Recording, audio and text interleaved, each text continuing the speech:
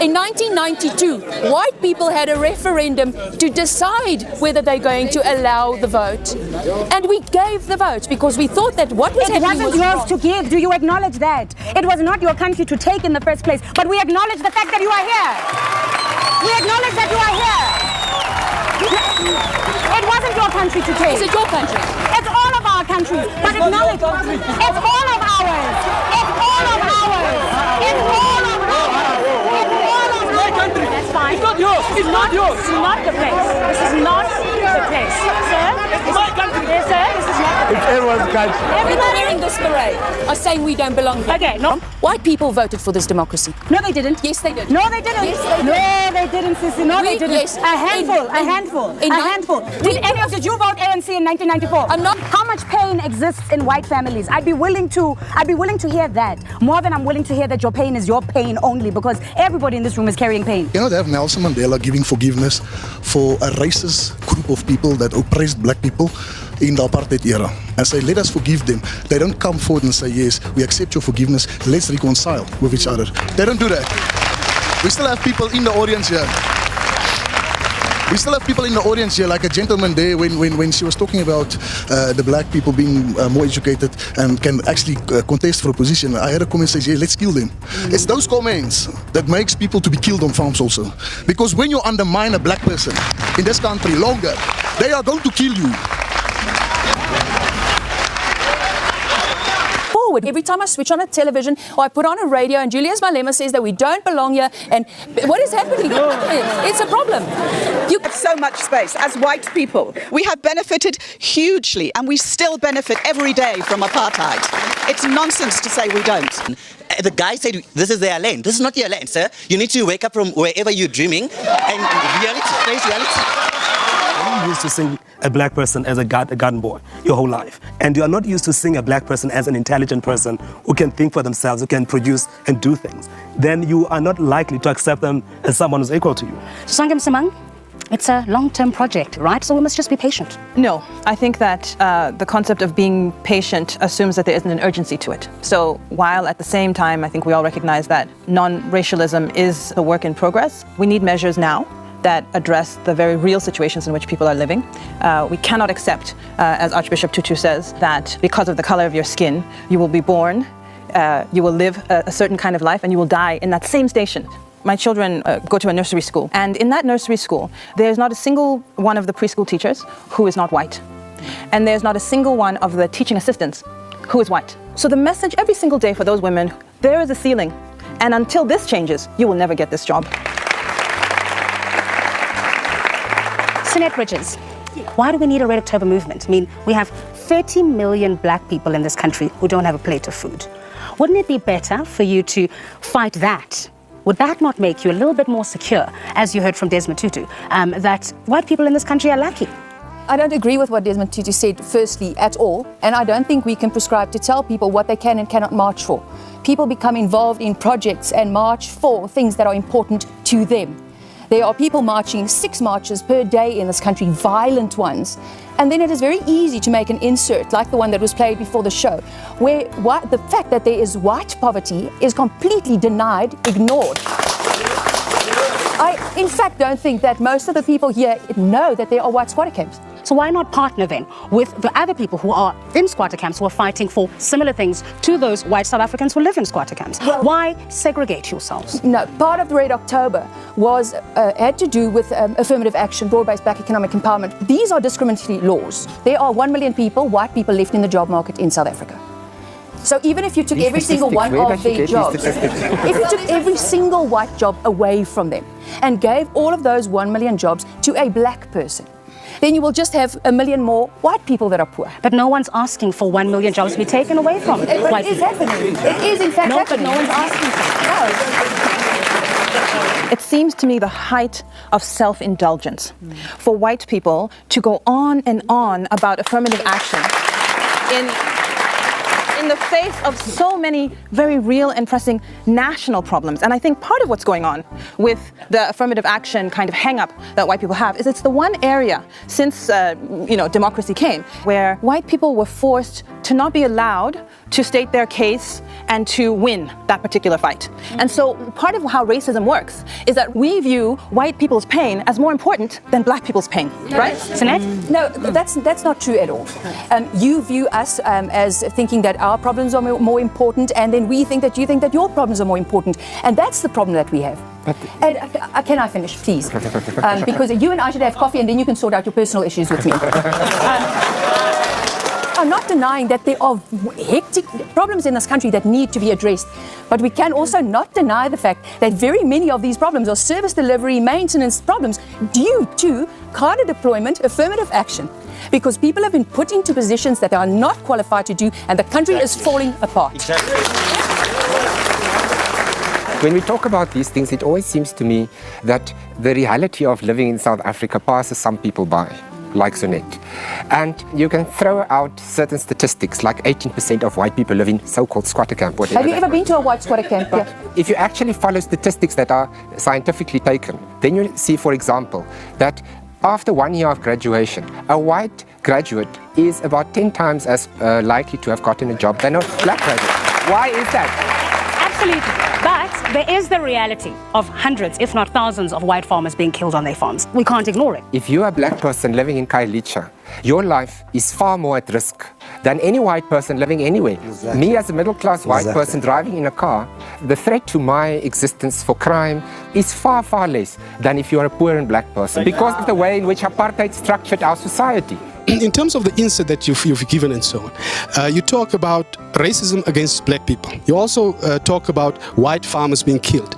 Whilst there's no mention that the second largest population group in this country, not being white, them being colored, is so neglected. We've got the highest incarceration rate.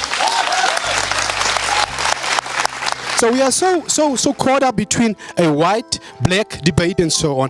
And this ideal, the zebra debate, this ideal where we want to grow to in terms of a rainbow nation is, so to say, denied because we are leaving behind the people who are originally in this country. Let me ask you this. When the racial categorizations are made in this country under, for example, black economic empowerment, employment equity, colored people fall under black people. Why do you feel the need? No.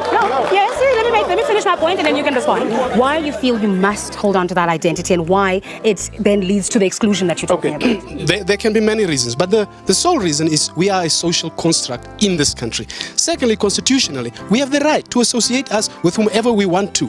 Yes. We are coloreds. There's nobody representing us here. I'm just asking for fairness. I'm saying if we are really serious about speaking about racism, let us give each other a fair chance. Let us say there must be a black person, there must be a colored person, a white person, an Indian person. But you can't say let's talk seriously about racism, but you exclude us. All right, Dr. Mulder, if you could stand up for me. The Rainbow Nation is in trouble, in serious trouble. When we started the constitutional writing process in 1995, I was present as a member of parliament. An ad was put out to the public to say, what is South Africa about? It said, at that time, 20 million women, 18 million men, 8 religions, 25 church denominations, 31 cultural groups, 14 languages, 9 race groups, 1 country. And if you look at the audience today, that is the reality of South Africa. The question is, how do we deal with that reality? How do we take South Africa forward and create a society where we can live in peace and harmony and take our country forward? Now, my fight is not so much with our friend from Coca-Cola. My fight is with a friend from South African breweries. The impression is created of this wonderful rainbow nation. We see that every Saturday in sporting advertisements. The true problem is that the recipe for nation building in South Africa is wrong. We cannot stumble from one sporting event to the next and think we're going to build a nation in terms of people feeling that they belong, that they are accommodated. That's why the Minister of Sport reacted so terribly about Bafana Bafana, calling them useless idiots. Why? He hoped that they would win the cup and the ruling party can ride on that sentiment until the election. That's what he hoped. Sammy, do Indian people feel the same way as colored people, that they are excluded, that they are a separate group and should be dealt with separately? Well, I don't know. I'm not here as an Indian person. I'm here as a black South African woman.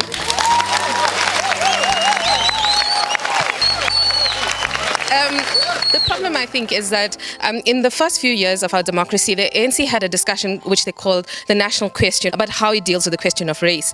But as time went by, after the Mandela presidency, the ANC abandoned that because there were other priorities in the country, and rightly so. And what you then had is people retreating into their lagers. So what you have is people like Sunette and my black brother across there who believe that they are different. And there is no intelligent debate in this country other than what we're doing now on how to deal with these issues and how to help people like this to see that their problems are no different from everybody else's problems. And that when you talk about squatter camps in this country, it's more to do with class rather than a few people, that feel that they need to be treated differently and that their problems need to be treated differently. All right. I don't know. It's a huge project. This. Building this country, not fighting with each other and not pointing fingers. Why are we not in this together? I think the defining chord that runs through South African identity is this sense of exclusion. If you're poor and black, you feel excluded. If you're white and your ancestors were colonialists, you feel excluded. If you're multiracial, if you're colored, and your ancestors were slaves and colonialists, you feel excluded. Everybody in this country feels like they're being pushed out of the box of South Africanness. Our country was built on 350 years of systemic violence, misogyny, and the exclusion of people. When we start to deal with the emotional, psychological, and spiritual baggage of that, then we'll start to form a country, we'll start to form a nation. But that is real, deep, inner, emotional, loving work. We need to start speaking from a place of love for self, from a place of love for our children, from a place of wanting this society to be what we imagine it to be in our minds, in our dreams. We've got to want something better than what we have now, and want it more than we want to be right. A black South African can expect to receive approximately 13 cents for every rand received by a white South African. That's up 1 cent since 1994. Some of those workers paid the least are domestic workers, cleaners, and gardeners. Wits University has outsourced some of these workers to save money. Let's speak to one of them. Yeah, ke berekela university is outsourced, so a gone treatment tse di tshwanetseng tse di bontshang gore re batho re tšeo ka batho. I mean, if re bola ka racism la motho motlamile re bola ka inequality e leng gona go university. I mean, if o sana le batho ba sa sebeletsang ba golang 1,200 rand or 2,000 rand ka kgwedi, which means a gona ka gore yang as batho ba ntsho. University even ka bo yona I engage or I netaba le batho ba ntsho in order go teach civilization if inga bola ka mkhona. Okay, so nibhatala kancinci futhi anikwazi ungena kwi toilet zonke ezi university, anikwazi ungena nase library. No, library abadumeli batho ba tsana ka library, especially as sebetsi or as outsource. But previously ga ba sa dumeli even to ba ya go toilet ba batla batho ba sebetsa toilet E1. Racism is a inequality. I'm listening to everything that's been going on, and everyone is talking like us, the coloreds. No one is talking about us. We, the black people, being oppressed. Oh, there's white poverty. No one is talking about the white poverty. And I think the issue is resourcism over racism. Everyone thinks that there aren't enough resources for me. And what happens, even if you look at other countries, look at Greece, for example, look at Russia, the moment they experience a recession, what happens is that they start attacking foreigners. Of course, there's a resource problem. But in essence, the whole question, why can't we just get along, sit in a circle and sing Kumbaya? It is all about power. If you have a white skin, in a racist society, you have more social power. And it's a nasty concoction of things that makes it very difficult for people to come together as equals. Now, so are you admitting then that by virtue of having a white skin, that you have a level of power that I, with my black skin, wouldn't? I do, socially. For example, if I go into a shop, I know that no matter if I come from the gym, if I go to the gym, but I'm dressed scruffily, nobody's going to assume that I am somehow up to mischief. If I'm a black person and I go to the same place, people are going to assume. I wonder whether we're willing to cede our I-ism, our colorism, our Indianism, our blackism, our whiteism, our Africanism in the interest of an African identity, which is something that I think is far more compelling than the kind of silos that we are trying to construct. I think that there's no getting away from the fact that the project of apartheid was very linked with white capital expansion. I think it would be more useful to frame our conversation around rather affirmative action, corrective action, because what are we doing? We are correcting what has gone wrong. Reconciliation is not just about, I'm so sorry, I love you, you love me. No. All right, Sunette. Embracing your African identity, please speak to that first before you make the other point. Yes, absolutely. We started this conversation with regards to the Rainbow Nation. There cannot be a rainbow if we do not embrace the fact that we are several different cultures, we speak different languages, we have different traditions, and that was the plan, is for each of those to be preserved so that together it will be a really nice picture. But it all just became one big grey mess and majority takes everything. And you cannot deny that. You cannot deny the fact that tribalism is alive and well, and I actually think it's a good thing. I mean, Zulu people they own 37% of Natal in the Ingonyama Trust, and nobody knows that the Zulus have an entire homeland in the brand new South Africa. But let them have it if they want, but then give it to us as well.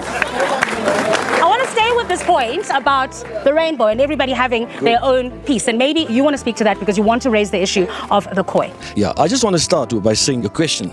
Did the Rainbow Nation fail? It was never successful because it was never reality. You see, since CODESA, this was a black and white talk. You've sidelined us. So are you saying that there were no colored people, no Khoi people around the table at CODESA? We are not included. We are not even like it's here. They were there. You have seats. You have seats for white and black. Sir, could we stick with the topic, please? At CODESA, there were colored people, there were people of Khoi descent. No, this is not a Rainbow Nation. We are the Rainbow Nation, the ones who are being pushed aside. The rest is a Zebra Nation. I want to go into our workplaces because we've talked about, the insert specifically looked at your overt racism. But we're working in the same environments, right? We're all in the same offices. How are we interacting? Pretty negatively, unfortunately. I mean, after 20 years, one would have hoped there would have been more progress in terms of integration. You know, if I look back 20 years when we first started doing this work, there was definitely far more overt racism. I find it's now a far more covert thing. It's as if we can't talk about race, especially as white people. And until we have this discussion, especially in the workplace, until we negotiate and talk to each other, we're never going to build unity. This is our 20th year of democracy, and we're still hearing about me and my red October movement, and me and my little coloured thing. Why can't we be united? But so we need to educate each other. But isn't what Sinette saying is that she's talking about the rainbow, but she's saying everybody in there needs to have their own space, and she feels that they don't have their own space. Well, I think that, we have so much space. As white people, we have benefited hugely, and we still benefit every day from apartheid. It's nonsense to say we don't. Part of what happens in these conversations, and I spent many years of my life working on gender issues and working as a gender trainer. And so you'd come and have a discussion about what men and women and how women have less power than men. The men in the room would say, but you're not acknowledging the places where you have improved. And it would make feminists, myself included, feel very defensive. But the reality is that if I am not able to acknowledge that as a black person who has one of the most fantastic educations in the world, has access and political networks, and walks into a room with confidence and will get the CEO position regardless of affirmative action, right? If I don't acknowledge that I have power, right, then we're not having an honest conversation. And then Sinette and my brother over here get upset because the reality is there has been an increase of some black people's power. There has been a new black elite that has formed. So should we then change the way that we do black economic empowerment, change the way that employment equity is done? Maybe. So me and you, who have already benefited, no longer benefit from what I'm saying, so I believe in affirmative action, okay? Because I'm also I'm not a black person who is so individualistic as to say my power and my access means that no one else must have. What I am saying is that a mature conversation on race also recognizes there are different types of power and that there are shades and nuances in the conversation about power. And when I can accept my own privilege that in a new South Africa, the cachet of being an articulate black person has a certain type of power, if I can accept that and acknowledge that, then I can have a conversation with Sinette because I've given a little bit of what she's talking about. And then I hope she can also hear me, right? You agree? I agree very much with what she's saying. I think it's about owning the truth of your own story with all of its complexity. So for me, as an educated middle-class woman, I know that when I walk into spaces, I carry a certain currency that is not carried by my brother who can't pee in a toilet that I peed in when I went to Wits. Exactly. You know? Exactly. But at the same time, I also acknowledge that when I do walk into spaces, for example, going into very poor disenfranchised communities, I also have to acknowledge that the dysfunction that I see that exists in those communities is part of my historical baggage. I carry it within me. It's in my family, it's in my heart, it's in my choices. And what is worrisome is seeing people who own so much power in terms of land, in terms of resources, in terms of people you employ, in terms of the language that you've taken from these people and used to create a nation. You own so much power, but do you concede that? Do you acknowledge acknowledge that? Do you own that? If you owned a little bit of that, it would be easy to come to the table with you. It would be easy to acknowledge death is death, pain is pain. I mean, there were 350 years of conscription in this country. It's only one generation of white men who didn't go into the military. How much pain exists in white families? I'd be willing to hear that more than I'm willing to hear that your pain is your pain only, because everybody in this room is carrying pain. But the debate from our side has never been to negate your pain, nor has it ever been about saying that we want back to where we came from. White people voted for this democracy. No, they didn't. Yes, they did. No, they didn't. Yes, they did. No, they didn't, Sissy. No, they didn't. Yes. A handful. Did you vote ANC in 1994? In 1992, white people had a referendum to decide whether they're going to allow the vote. And we gave the vote because we thought that what was happening was yours wrong. to give. Do you acknowledge that? It was not your country to take in the first place, but we acknowledge the fact that you are here. We acknowledge that you are here. It wasn't your country to take. Is it your country? It's all of our countries. But acknowledge it's all of ours. It's all of ours. It's all of ours.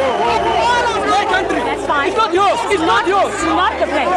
This is not the place. Sir?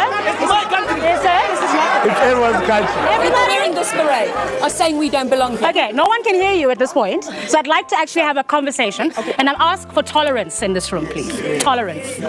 All right, Sinet? What I'm saying is that I don't think the problem is with people on the ground, even the people sitting here. People who govern and politicians are determining the success of what is happening on the ground. We have rhetoric where people go on stages and say the colonists must go and we stole the land and we stole the mines. The Brits took the mines. Buddha never had mines.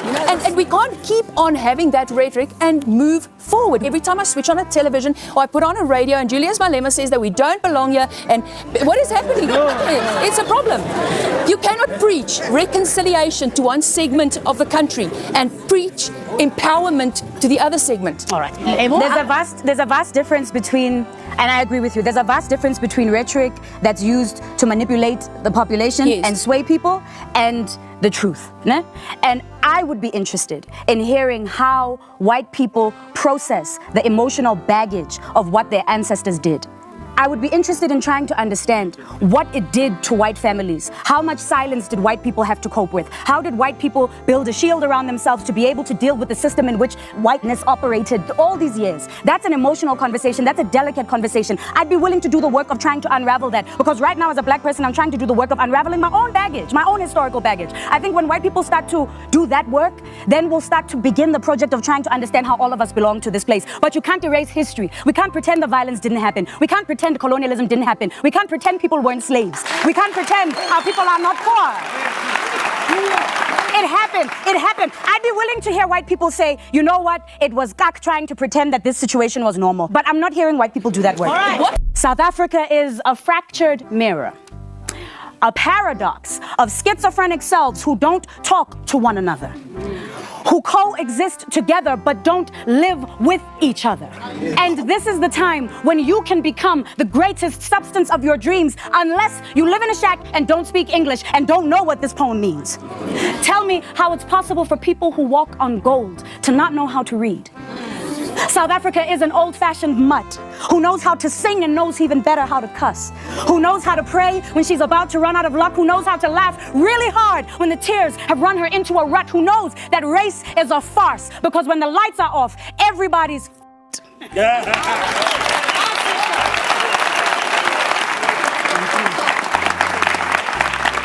There's a lot of anger, there's a lot of, I don't hear hope yet. I don't know about you, but I don't hear hope yet. I hear it. I hear it. Just us being here, having this conversation together, getting to a space that we need to get to as a nation, it will take a very long time. It's not child's work.